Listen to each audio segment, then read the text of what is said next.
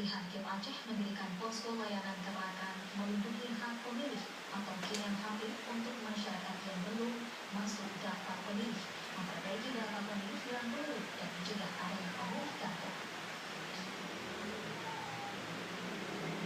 KIP Aceh bekerjasama dengan KPI Kabupaten Kota, BPK dan PPS.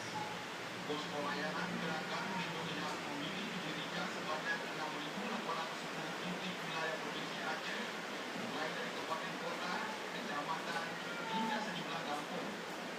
Menurut Ketua Divisi Data Pemilih KIP Aceh, Agus Liana, posko ini diresmikan lebih awal, yakni sejak rapat pleno rekapitulasi daftar pemilih tetap hasil perbaikan DPTH 1 tingkat nasional 15 September lalu.